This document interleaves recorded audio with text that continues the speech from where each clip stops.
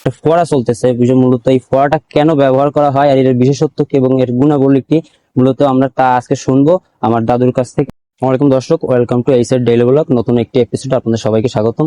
তো আমি এখন আছি সায়রা এগ্রো প্রজেক্টে।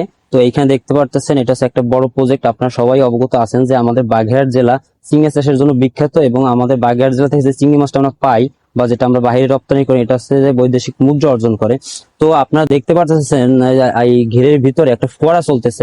মূলত এই ফোয়ারাটা কেন ব্যবহার করা হয় আর এর বিশেষত্ব কি এবং এর গুণাবলী কি, মূলত আমরা তা আজকে শুনবো আমার দাদুর কাছ থেকে। সে আমাদেরকে আপনার ভিডিওর মাধ্যমে সবকিছু খুলে বলবে। অ্যাকচুয়ালি আমার এটা একটা গলদা চিংড়ির প্রজেক্ট। এখানে 2.25 একর জায়গা। তো আমি 20,000 সিপির যে গলদা চিংড়ির পোনা তা এখানে ডিপোজিট করেছি। তো অ্যাকচুয়ালি মাছ চাষে উন্নত প্রযুক্তিতে আমরা যখন যাব তখন অ্যারেশন অবশ্যই প্রয়োজন। অ্যারেশন ছাড়া উন্নত প্রযুক্তিতে, হাই ডেনসিটিতে, উন্নত প্রযুক্তিতে মাছ চাষ করা, বিশেষ করে চিংড়ি মাছ চাষ করার কথা চিন্তাও করা যায় না। সুতরাং এখানে অ্যারেশন দিচ্ছি, পর্যাপ্ত অক্সিজেন যাতে মাছে পায়, মাছ যাতে সুস্থ সবল থাকে, মাছের যাতে অধিক ফলন হয়, সেই জন্যই মূলত অ্যারেশনের ব্যবস্থাটা করেছি। মানে এটাকে অ্যারেশন বলে? হ্যাঁ, এটাকে অ্যারেশন। আর একটা জিনিস আমার জানার একটু খুব আগ্রহ ছিল যে পানিতে যে জু প্লাঙ্কটনটা তৈরি করে, এটা কি আপনি বৈজ্ঞানিক পদ্ধতিতে তৈরি করেন না? এটা তো না, প্রাকৃতিক বলতে বৈজ্ঞানিক পদ্ধতিটা হলো বিষয়টা এরকম যে দুটো উপায়ে প্লাঙ্কটনটা তৈরি করা যায়।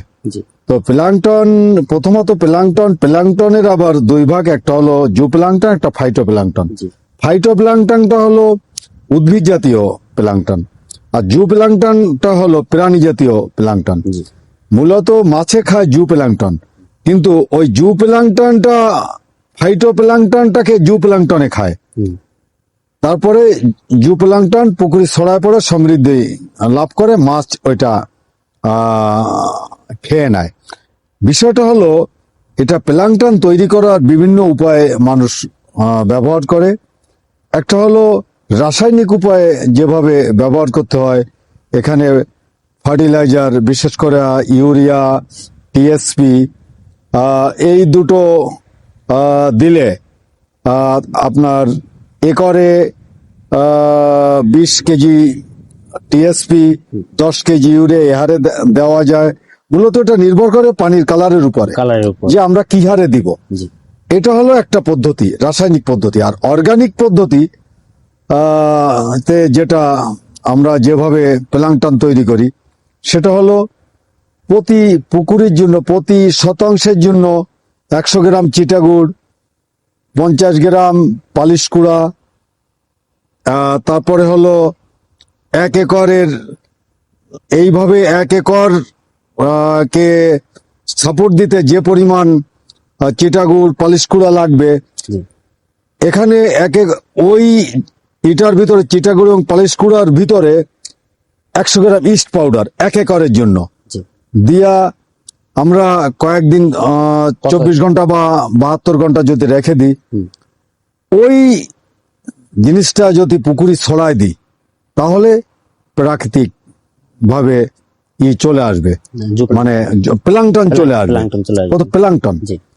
আর হলো এটাকে আমরা অর্গানিক এসে আরো যদি একটু উন্নত করতে চাই, ভিতরে কিছু সরিষার খোল পচায় ওর সঙ্গে মিক্সড করে দিলাম, তাহলে আরো ভালো প্লাঙ্কটন তৈরি হবে। মূলত জু প্লাঙ্কটনের ব্যাখ্যাটা এইরকম, আমি প্রথমেই বলি, প্লাঙ্কটন তৈরি না হয় তাহলে সেখানে জু প্লাঙ্কটন হবে না। কারণ জু প্লাঙ্কটনের জীবন ধারণই করতে হয় ফাইটো প্লাঙ্কটনের মাধ্যমে, এই আর কি। তো বন্ধুরা, এতক্ষণ আপনারা একজন সফল মৎস্য চাষী থেকে শুনলেন যে কিভাবে আপনার ঘেরে জু প্লাঙ্কটন তৈরি করবেন। তো বন্ধুরা, আপনারা এমন ভিডিও যদি আরো পেতে চান তাহলে অবশ্যই আমার চ্যানেলটি সাবস্ক্রাইব করে দিয়ে যাবেন, এবং ভিডিওটি যদি ভালো লেগে থাকে তাহলে অবশ্যই একটি লাইক দিয়ে যাবেন। আর আপনাদের যদি কোনো কিছু জানার প্রয়োজন হয় তাহলে অবশ্যই কমেন্ট বক্সে যোগাযোগ করবেন। আপনার কথা হবে অন্য কোনো দিন, অন্য কোনো সময়। সেই বন্ধু সকলে ভালো থাকুন। আল্লাহ হাফেজ।